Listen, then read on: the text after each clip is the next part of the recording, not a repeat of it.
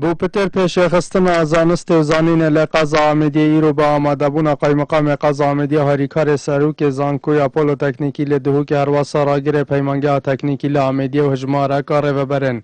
حکومی و حزبی ایرو لپیمانگه تکنیکی آمدی چندها باشات نوکرن و لدور وکرنا اوان باشان قای مقام قضا آمدی و ها بو کنال بادینا ساد پیوی دستخوشی سروکاتیا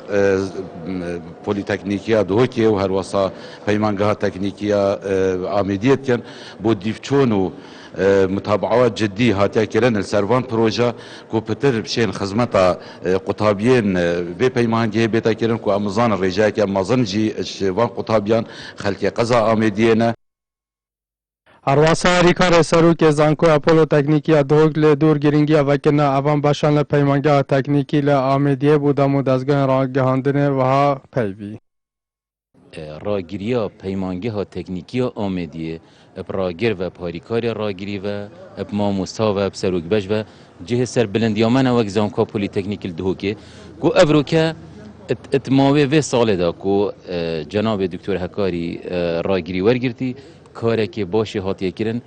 و همی ات پاورپوینتی دا پیش چاوید ما اخستن هرج بگیره اش سیستم الکترونی و اجوکرنا و پشکیتنی و سیستم پروگرام خواندنه و پشکیت ناف خوی اوجه سر بلندیامه راگر پیمانگه تکنیکی لآمدیه دا دیار که کن پروژه دنجی هنه کده پیمانگه اندال ندم نزیک دهن ادام از راندن